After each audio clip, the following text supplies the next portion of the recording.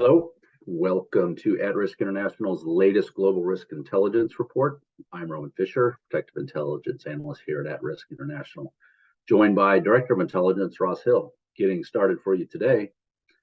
Last week, the Department of Homeland Security reissued its National Terrorism Advisory System Bulletin. This is the 8th bulletin since the DHS issued its first report in 2021. The U.S. remains in a heightened threat environment. The report states that a combination of anger, ideologies, and opportunities poses a persistent and lethal threat to the homeland. Domestic violent extremists and other foreign terrorist organizations continue to encourage their supporters to carry out attacks in the U.S. through violent extremist messaging and online calls for violence. Like many previous bulletins, DHS warns that the most significant threat comes from individuals and small groups prepared to act either on personal grievances or based on a range of ideological beliefs. Threats continue to be driven by violent extremists seeking to further their ideological beliefs and grievances. DHS senior officials advise that they continue to observe calls for violence coming from domestic violent extremists based on ideological views. Additionally, officials within the department claim that the volume and tempo of calls for violence remains consistently high. DHS continues to assess concerns regarding the 2024 elections. The department states that the upcoming elections could motivate an individual to commit a violent extremist act. Officials say the danger will likely grow, especially if the political rhetoric starts introducing existential or apocalyptic terms.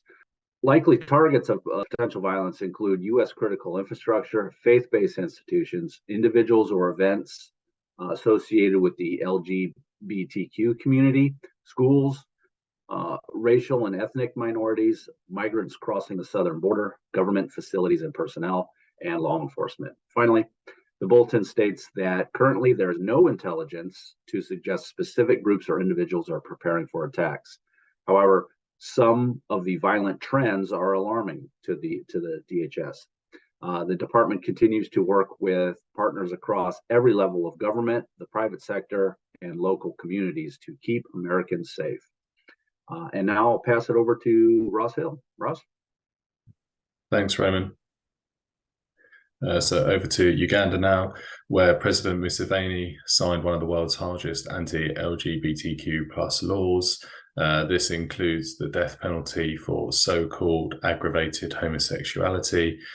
Same-sex relationships in the country were already illegal, same as in actually more than 30 African countries, but Uganda's is probably one of the toughest set of laws. Actually stipulates capital punishment for serial offenders, for those that have sex with under 18s, anyone that's convicted of the transmission of terminal illnesses like HIV/AIDS through gay sex. It also decrees a 20-year sentence for promoting homosexuality. So those new laws pose increased risks to activists in the country particularly, but also anybody travelling to the country, and highlights the need to stay aware of local laws in places that people are travelling to. The US has threatened sanctions, and other countries are likely to do the same. As a result of the new laws, Uganda receives several $billion in aid each year, which will be under threat. And then the last one for today, North Korea has told Japan that it plans to launch a satellite in the next week or so sometime between May 31st and June 11th. A few weeks ago, Kim Jong-un said that the country had built its first spy satellite.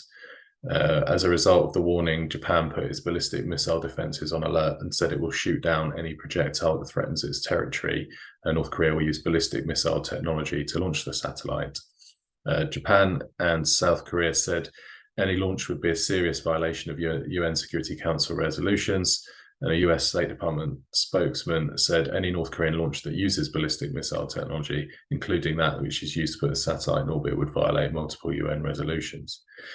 Japan said it expects North Korea to fire the rocket carrying the satellite over its southwest island chain. That's the same as it did in launching a satellite in 2016.